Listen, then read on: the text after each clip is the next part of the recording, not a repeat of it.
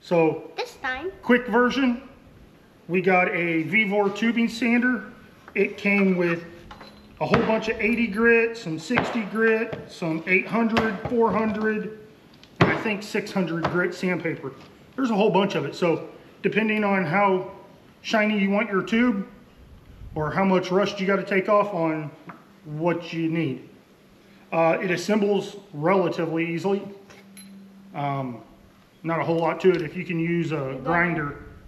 Yep. It's got a little set screw here. You undo that. The whole assembly sets on it. You tighten it up, and then you put the little wheel on it and tighten it up, and that's it. Literally it. Yep. And then I put the handle on it. Yep. And then you the have handle, to put that. The handle can either go onto the attachment or onto either side of the grinder, depending on the orientation that you're using it in. We've got a couple small pieces or different sizes of tubing that we're gonna give it a go on.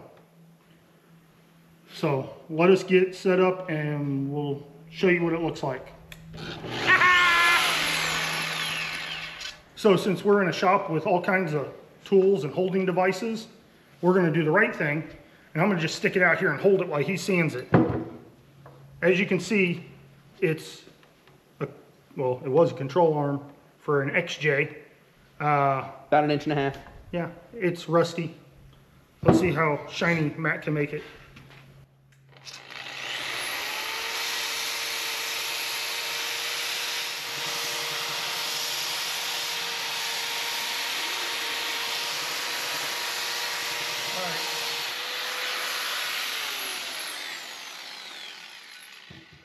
That's actually shiny. Wipe all the dust off of it. All right, give the folks at home a view.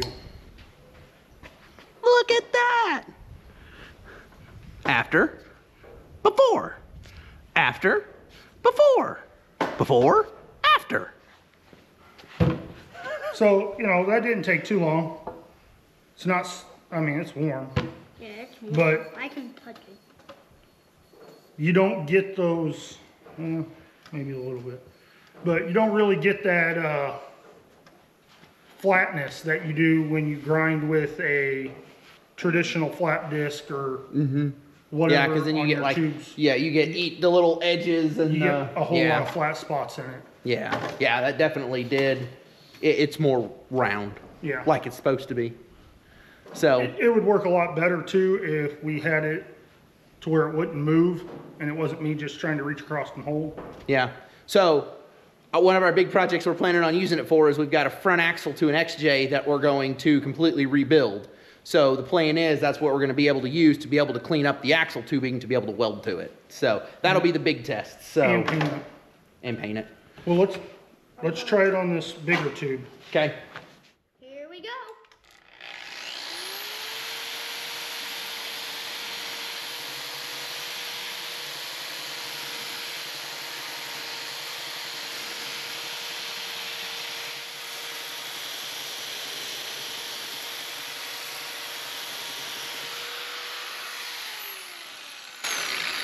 I think the belt's already worn out. It doesn't seem like it's grabbing as much, which means if it's already wore out, well, they don't last very long. Well, you have to remember that these are just the cheap belts that it comes with. Yeah. They're not a good brand. Yeah. Wow. Which these would be great for getting familiar with it and using it. And then we'll buy from reputable, like 3M, someone like that. But I will say, just from the 2 times that I used it, having it, letting it use its own weight. Yeah, you have a bigger contact patch. Yeah. There you go. That's about where it needs to be. We'll see if it'll do it. Watch your head. You ready? Yeah. Oh, yeah. Oh, yeah.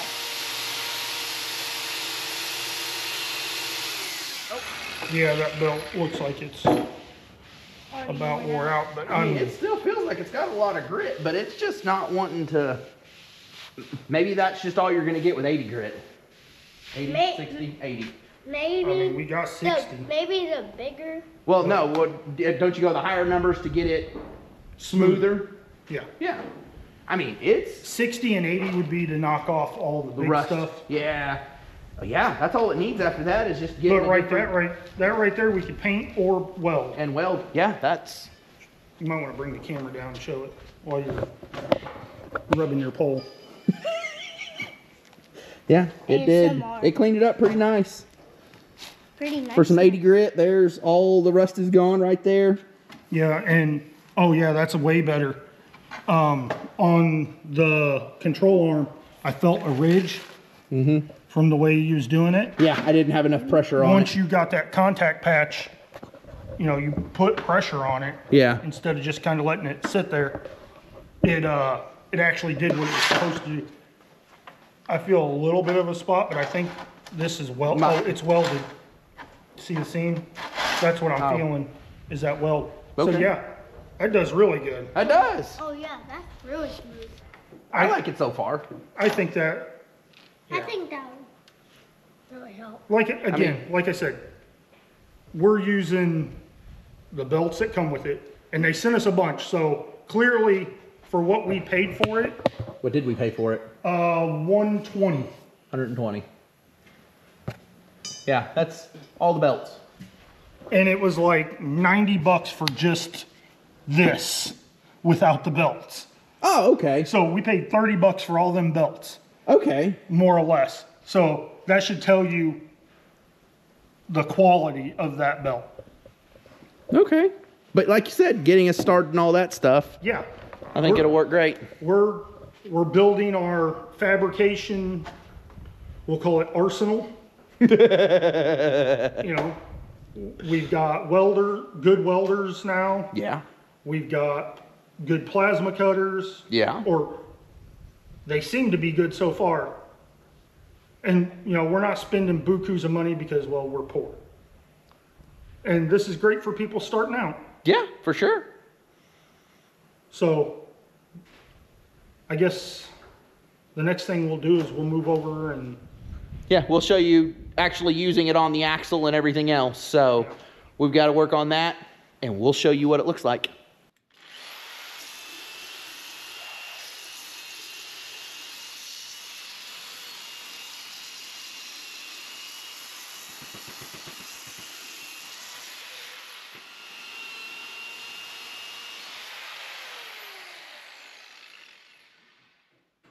Man.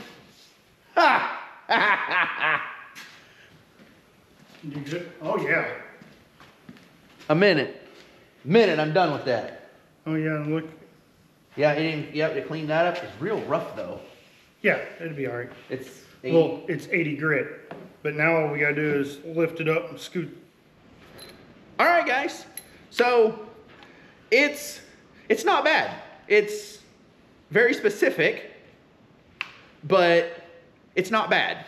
And no, we didn't just get it for one project to do the axle. No, we're building cages and all that other stuff. So, you know, we'll be able to grind our pipe and clean it off and shut up. God bless it. No, I was just laughing about you talking about grinding our pipe. No, I know, that's what I was just... Okay, Like- anywho. this is gonna be like maybe not all the 80 grits and the 60s and the whatever, but the higher grit for knocking off surface rust from where we buy the pipe and it just sits like some that you can't see over here that's been sitting for like 3 months. Yeah, that. But, you know, or, you know, we're scuffing to shoot paint. There we go. The other thing I will say about it is, even though it's very specific, I'm pretty sure you can just take this off and use it as a regular angle grinder. Oh, yeah, you can take that off. Yeah. I mean, yeah. So, I mean, I guess technically you've bought an angle grinder too. But, I mean, it's not bad. They're real easy to change. You pull that and off it comes. So, Simplicity is key.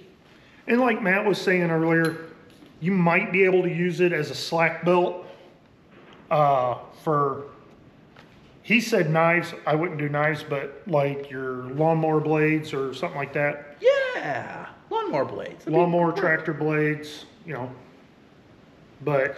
Not sharpening knives. So I was thinking more of along the lines of like forging.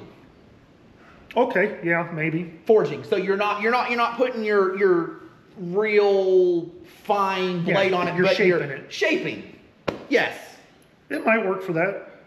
I wouldn't use it like as a full-time deal for that, but I mean, if there's one thing that I need to get it done for, like, just like the machete that Rusty left here. Yeah. That'd probably be the only thing that I would use it for that I have right now, because I don't forge yet.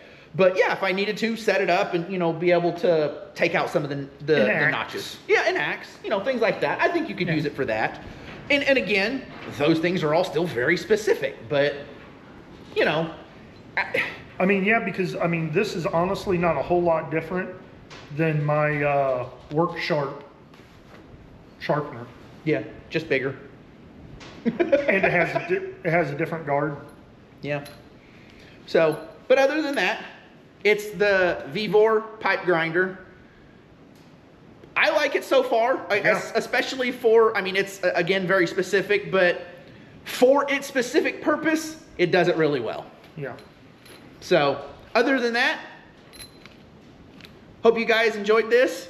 Remember, like, subscribe, and share, and we'll see you guys next time. Bye, guys. Bye, guys.